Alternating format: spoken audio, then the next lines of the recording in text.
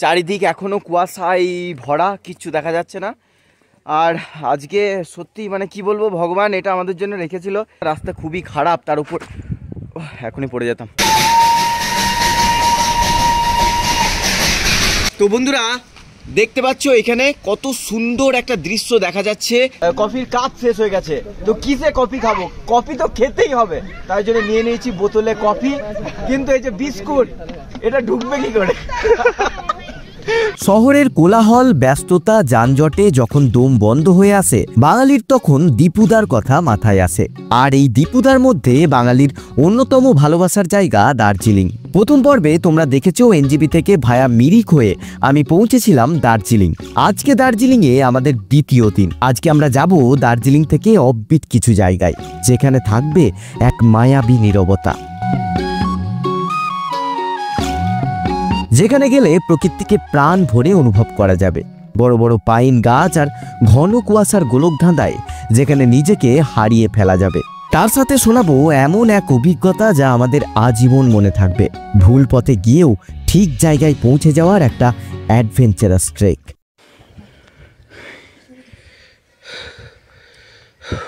হাড় কাঁপানো ঠান্ডায় যেখানে গরম গরম মোমোর আসল স্বাদ পাওয়া যাবে। বেশি কথা না বলে চলুন শুরু করি আজকের ভিডিও।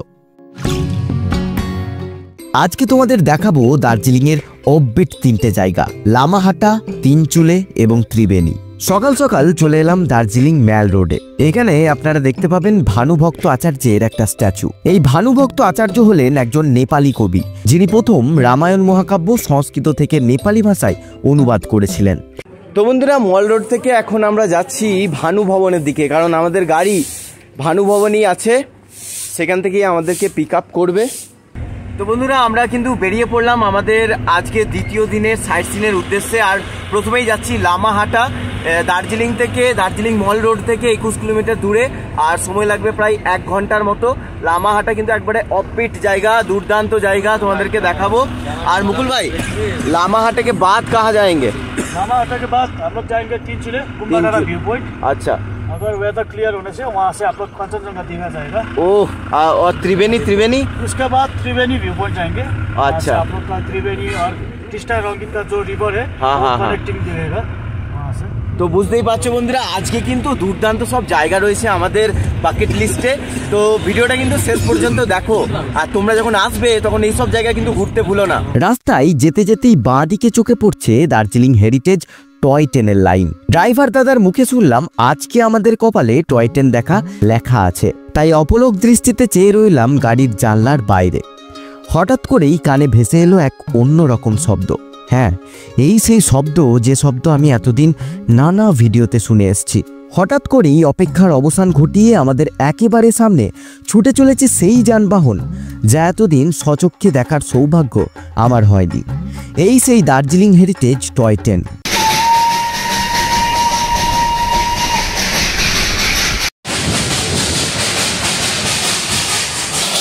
বন্ধুরা লামাহাটা যাচ্ছিলাম, কিন্তু রাস্তায় টয় ট্রেন দেখতে পেয়ে গেলাম। আর এই বাতাসিয়া লুপে টয় ট্রেন কিন্তু রাউন্ড মারে, সেজন্যই কিন্তু আমরা বাতাসিয়া লুপে আগে ঢুকে পড়ি, তারপর লামাহাটা যাব।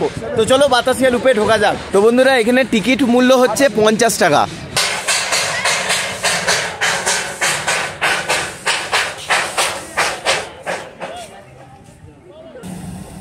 দার্জিলিংয়ের বিখ্যাত সেই টয় ট্রেন।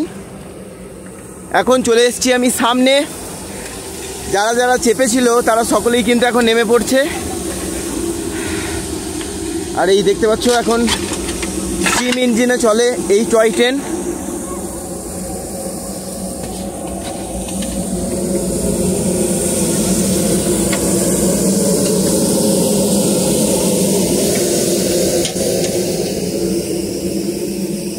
তো বন্ধুরা এই বাতাসিয়া লুপে এসে দারুণ একটা দৃশ্য কিন্তু আপনারা উপভোগ করতে পারবেন। আর বিশেষ করে জায়গাটি টয় ট্রেন আর এই যে এত সুন্দর দৃশ্য, এটার জন্যই কিন্তু প্রসিদ্ধ। 50 টাকা করে টিকিট, দুর্দান্ত। আর এখান থেকে কাঞ্চনজঙ্ঘা দেখার জন্য টেলিস্কোপ আছে, এছাড়াও আপনারা বিভিন্ন জায়গা টেলিস্কোপের মাধ্যমে দেখতে পারবেন। আর দূরের অপূর্ব সুন্দর দৃশ্য, আহা কি লাগছে বন্ধুরা। আজকে বেশ রৌদ্র ঝলমলে দিন, কিন্তু তাও আমাদের ভাগ্যে কাঞ্চনজঙ্ঘা দেখার সৌভাগ্য নেই। তো বন্ধুরা এই বাতাসিয়া লুপ থেকে এই এতটাই সুন্দর দৃশ্য কিন্তু আপনারা দেখতে পাবেন। দূরে পাহাড়, আকাশে মেঘ উড়ে যাচ্ছে। আই লাভ দার্জিলিং এই লেখাটাও কিন্তু পেয়ে যাবেন। এই লেখাটাতে অনেকেই ছবি তোলে এই বাতাসিয়া লুপে। আর এখানে কিন্তু অনেক শীতের জামা কাপড় বিক্রি হচ্ছে, এখান থেকেও নিতে পারেন। অনেক রকম টুপি, চাদর, আর এখানেও নানা সোয়েটার রয়েছে। এই যেমন এই সোয়েটারগুলো কীরকম রেঞ্জে রয়েছে? 1250 का है, कम होगा भैया, रेबिटूल का है।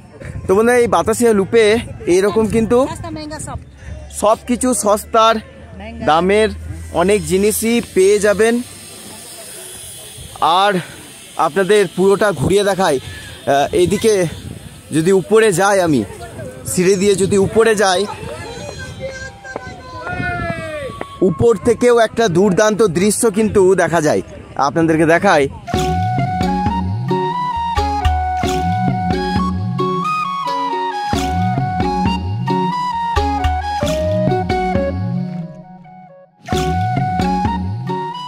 তো বন্ধুরা সকাল সকাল এই প্রথম সূর্যের কিরণ আর এই ঠান্ডা ঠান্ডা ওয়েদার, সাথে দুর্দান্ত দৃশ্য, সত্যি মানে অপূর্ব সুন্দর সময় কাটালাম এই বাতাসিয়া লুপে। চলো আর বেশি টাইম এখানে থাকবো না, কারণ এখনও অনেকগুলো সাইট সিন বাকি আছে। তিনচুলে, লামাহাটা এগুলো বাকি আছে, ত্রিবেণী সঙ্গম। তো যাই, এখন বেরিয়ে যাই গাড়িতে। বাতাসিয়া লুপে বেশ খানিকক্ষণ সময় কাটিয়ে আমরা রওনা দিলাম আমাদের গন্তব্য লামাহাটার উদ্দেশ্যে। এটাই পাহাড়ের রূপ।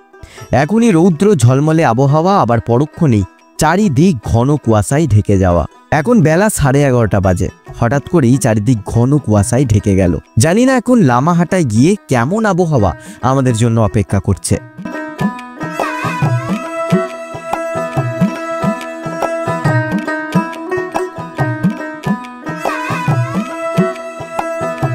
অবশেষে পৌঁছালাম লামাহাটা। ঘড়িতে সময় 12:20। ওই যে উপরে দেখা যায় কুয়াশায় ঢাকা বড় বড় পাইন গাছ। কি অপূর্ব সুন্দর লাগছে এখান থেকে দেখতে। তো বন্ধুরা এই মুহূর্তে আমি রয়েছি লামাহাটাতে। দেখতেই পাচ্ছ পিছনে ওয়েদার কীরকম, চারিদিকে কুয়াশা। আর এখানেই সামনে দোকান থেকে এক কাপ চা নিয়ে নিয়েছি, মোমো অর্ডার করে দিয়েছি, কারণ এই ঠান্ডা ঠান্ডা ওয়েদারে একটু গরম গরম চা না হলে হয়। আর দুর্দান্ত লাগছে এখান থেকে কিন্তু দেখতে। আর যাব ভিতরে, তার জন্য টিকিট কাটতে হবে। আর উপরে ট্রেক করে উঠে একটা লেকও আছে, সেটাও দেখব।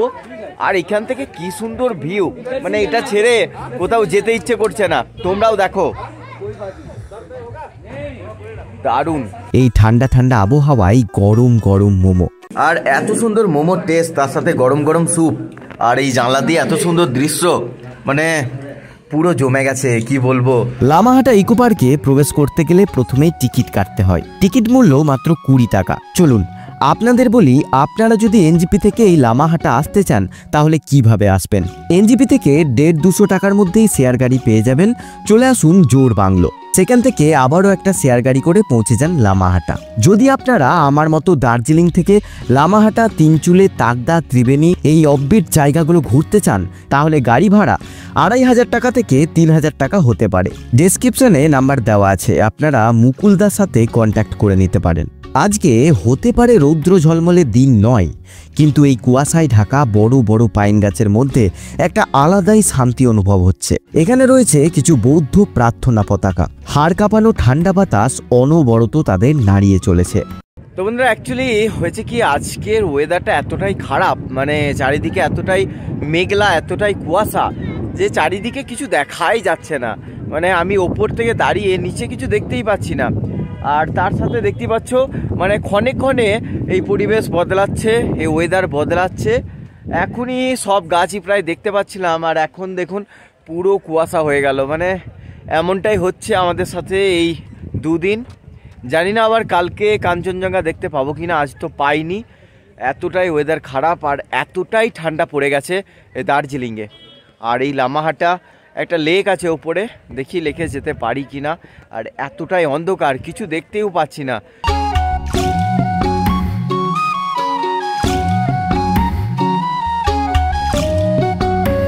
শুনেছিলাম লামাহাটায় একটা লেক আছে, কিন্তু লেকটা ঠিক কোন দিকে সেটা জানা ছিল না।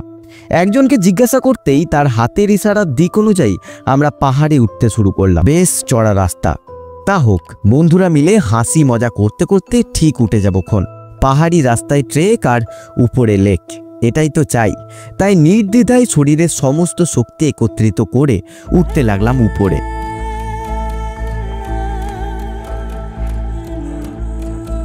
তো বন্ধুরা, এই লামাহাটা ইকো পার্কের যদি লেক দেখতে চাও তাহলে কিন্তু অনেকটা রাস্তা উপরে উঠতে হবে, ঘন কুয়াশা আর এই বড় বড় গাছগুলোকে সঙ্গে নিয়ে যেতে হবে উপরে।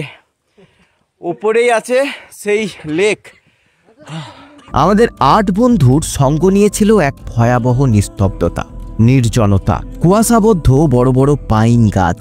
কখন কোন দিকে কি বিপদ চলে আসে তার বিন্দুমাত্র আশঙ্কা আমাদের মধ্যে নেই।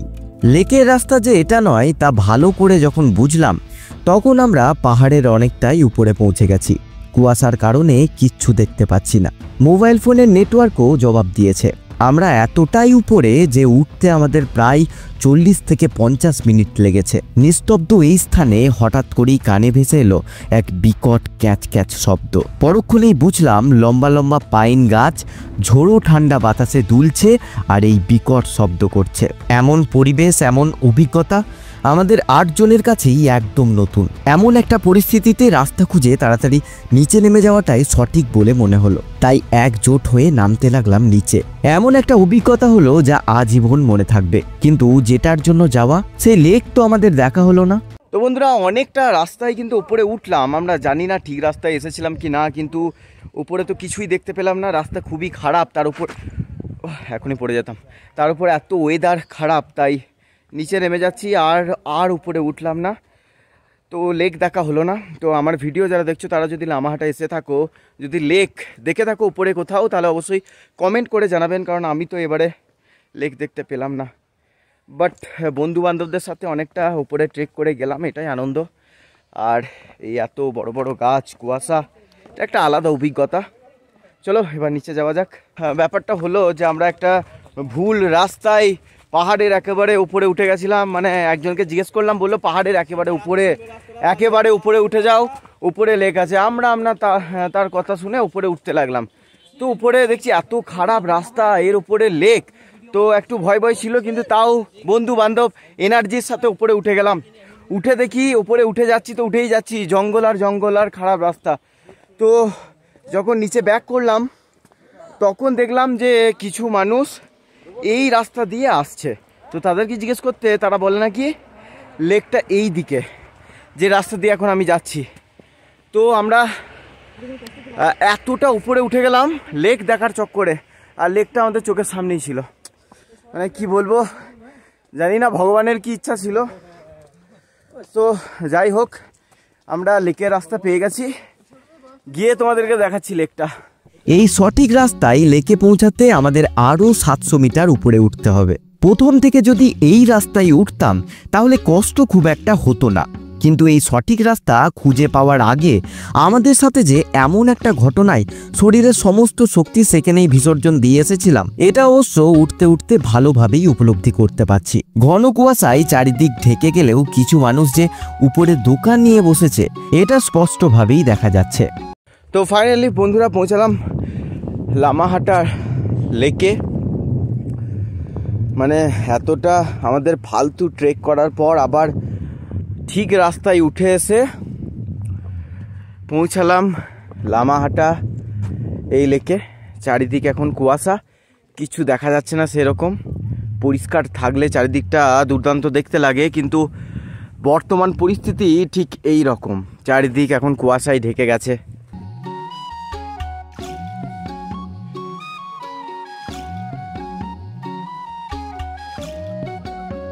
তো বন্ধুরা, এই মুহূর্তে আমার পিছনে দেখতে পাচ্ছ এই হচ্ছে লামাহাটা লেক, মানে লামাহাটা ইকো পার্কের টিকিট কাউন্টার। সেখান থেকে যদি বলি এটা প্রায় অনেকটাই উপরে, হেঁটে আসতে কিন্তু অনেকটাই টাইম লেগে যাবে। আর এই মুহূর্তে এতটাই কুয়াশা, চারিদিক কিচ্ছু দেখা যাচ্ছে না। ভাবলাম এত উপরে আসছি তো দুর্দান্ত ভিউ পাবো, কিন্তু আমার মতে এটাও একটা সৌন্দর্য, এটাও এই যে চারিদিক কুয়াশায় ঢাকা থাকবে, কিছু দেখা যাবে না, এটাও তার নিজের মধ্যে আলাদাই সৌন্দর্য। তো ভালো লাগলো বেশ, কিন্তু প্রবলেমটা হচ্ছে কাল শরীর খারাপ না হয়ে যায়। আর এত কুয়াশার মধ্যে মাথা পুরো ভিজে গেছে, তার উপর এত ঠান্ডা ঠান্ডা হাওয়া দিচ্ছে, তো ওটাই প্রবলেম। আর এখানে দু একটা দোকানও রয়েছে মানে লেকের সামনেই, এখান থেকে চা বা ম্যাগি ট্যাগি খেয়ে নিতে পারেন। তো আমরাও একটু কফি খেয়ে নিই, এত ঠান্ডা এলাম। তো বন্ধুরা এই মুহূর্তে আমি রয়েছি লামাহাটা লেকের সামনে। আর এখানে পাহাড়ের যেহেতু অনেকটাই উপরে, সেহেতু এখানে কফি বলেছিলাম, কিন্তু কফির কাপ শেষ হয়ে গেছে। তো কিসে কফি খাবো, কফি তো খেতেই হবে, তাই জন্য নিয়ে নিয়েছি বোতলে কফি। কিন্তু এই যে বিস্কুট, এটা ঢুকবে কি করে?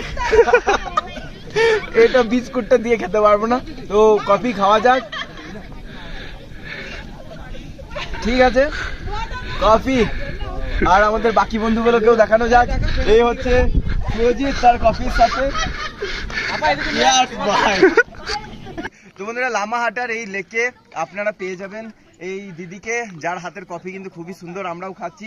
দিদি তোমার নামটা বলে দাও। আমার নাম সঞ্জুলা। দা বং হুল্লোর ইউটিউব ফ্যামিলি থেকে যারাই আসবে একটু কমে কফি খাই দিও সুন্দর করে, ঠিক আছে? তো বন্ধুরা এখন আমরা লামাহাটা লেক থেকে এখন নামছি। আর এখন চারিদিকে এতটাই কুয়াশা যে কিছু দেখতে পাচ্ছি না। এখন যাওয়া যাক নিচে, আর একটু সাবধানে নামতে হবে।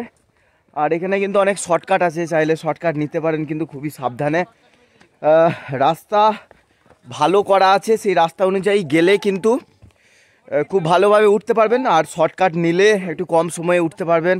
বন্ধুরা তোমরা এরকমই খাড়া ঢাল দিয়ে কিন্তু নামতে হবে, আর এইভাবেই উঠেছিলাম। লামাহাটায় এতটা টাইম আমাদের নষ্ট হয়েছে, জানি না বাকি জায়গাগুলো পৌঁছাতে পৌঁছাতে সন্ধে না হয়ে যায়। তাও আমাদের ড্রাইভার দাদা মুকুলদার মতে আমাদের এখনো সুযোগ আছে সব জায়গা ঘুরে দেখার।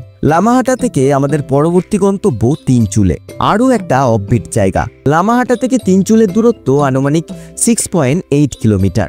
সময় বলছে দুপুর 3:15। পৌঁছালাম তিনচুলে, কিন্তু তিনচুলে যে আমাদের স্বাগত এত ঠান্ডা ঝোড়ো হাওয়াই করবে সেটা বুঝতে পারিনি। ভিউ পয়েন্টে তো চলে এলাম, কিন্তু এরপর দেখার মতো তো কিছুই নেই, চারিদিকে সাদা কুয়াশা আর মেঘে ঢাকা। তো বন্ধুরা এই মুহূর্তে আমি রয়েছি দার্জিলিংয়ের খুবই একটা অফবিট জায়গা তিনচুলেতে। আমরা লামাহাটা থেকে এই তিনচুলে এলাম এখান থেকে একটা দুর্দান্ত ভিউ দেখবো বলে, কিন্তু আমাদের ভাগ্য আমাদের সাথে ছিল না, তাই চারিদিকে আজকে কুয়াশায় ঘেরা আর আমরা কিচ্ছু দেখতে পাইনি।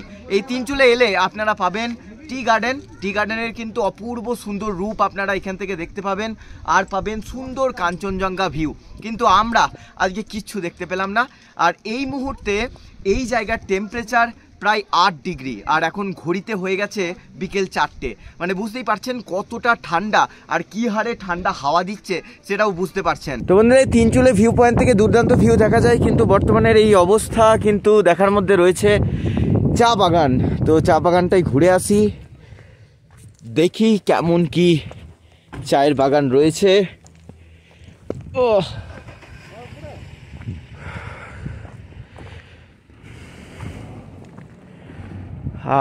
তো বন্ধুরা এই হচ্ছে তিনচুলের চা বাগান। এখানে অনেকটা এরিয়া জুড়ে চায়ের বাগান আপনারা দেখতে পাবেন। আর এই তিনচুলে ভিউ পয়েন্টে এলে, অর্থাৎ এই লামাহাটা তিনচুলে এই জায়গাগুলো না দুর্দান্ত সুন্দর, মানে অফবিট। সাধারণত মানুষ খুব একটা আসে না, আর ধীরে ধীরে এইসব জায়গাও আর অফবিট থাকবে না। তাই যতদিন এই জায়গাগুলোই শান্তি আছে আপনারা ঘুরে যান, নেচারকে অনুভব করে যান অনেক কাছ থেকে। দেখতে পাচ্ছেন চারিদিক কুয়াশা আর এই চায়ের বাগান। অনেকেই বলতে পারেন যে চারিদিকে তো কিছুই দেখা যাচ্ছে না, কি দেখছেন? আমি এটুকু বলবো যে মোবাইলের ক্যামেরায় যত না ধরা পড়ে, নিজের চোখে সামনে থেকে উপভোগ করার যে মজা, যে অনুভূতি, সেটা কিন্তু একমাত্র আপনারা এলেই বুঝতে পারবেন। কারণ এখান থেকে অনেক জায়গা আমি চোখে দেখতে পাচ্ছি, কিন্তু ক্যামেরায় হয়তো ফুটে উঠছে না। তো তেমনই একটা জায়গা হচ্ছে এই জায়গা, দিগন্ত বিস্তৃত চায়ের বাগান, কিন্তু ক্যামেরায় খুব একটা আসছে না এত কুয়াশার জন্য। আর চারিদিকে এত হাওয়া দিচ্ছে যে ঠিক করে আমি দাঁড়িয়ে থাকতে পারছি না, মানে এতটাই ঠান্ডা হাওয়া দিচ্ছে। ভিউ পয়েন্টে দেখার মতো যখন কিছুই পেলাম না, তখন উপরে চায়ের বাগানে চুপটি করে বসে কুয়াশা মাখা এই চা বাগানের সৌন্দর্য প্রাণ ভরে উপভোগ করি, কিন্তু আমাদের ভাগ্যে যে আজকে কি লেখা আছে সেটা আমি নিজেও জানি না। চুপটি করে বসতে ঠান্ডা ঝোড়ো বাতাস আর দিল না। হঠাৎ করেই প্রচণ্ড ঝড় উঠল।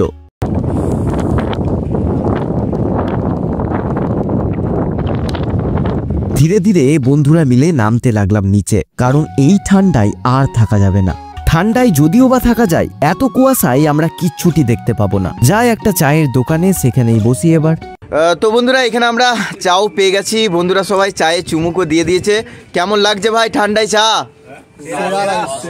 আর বন্ধুরা সত্যি কথা বলতে এই চায়ের দোকানে চাটা কিন্তু দারুণ বানিয়েছে। এই তিনচুলে এখানে এই চা বাগান ওঠার অপোজিটের এই দোকানটায় চাটা কিন্তু দুর্দান্ত বানিয়েছে। সকলেই এনজয় করছি এই ঠান্ডা ঠান্ডা ওয়েদারে।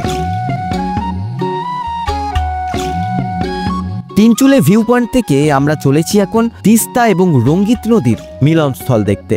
জায়গাটির নাম lovers meet view point. Tinchuley থেকে দূরত্ব 11 কিলোমিটার। অবশেষে পৌঁছালাম লাভার্স মিট ভিউ পয়েন্টে।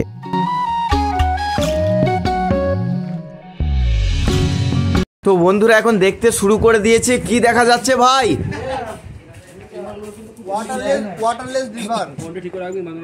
ও ভাই সাব, মানে কুয়াশা থাকলেও বন্ধুরা দেখা কিন্তু যাচ্ছে।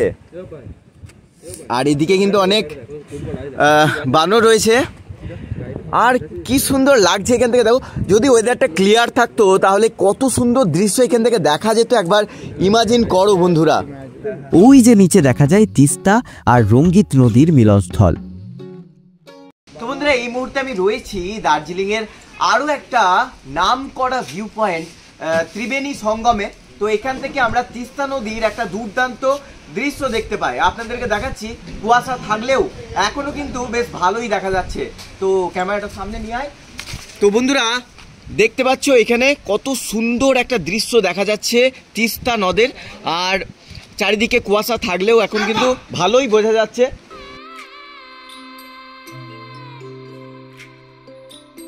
এবার আমরা সোজা যাব আমাদের হোমস্টেতে। অর্থাৎ আজকে সকাল থেকে বিকেল পর্যন্ত আমাদের টোটাল 4টে জায়গা ঘোরা হলো।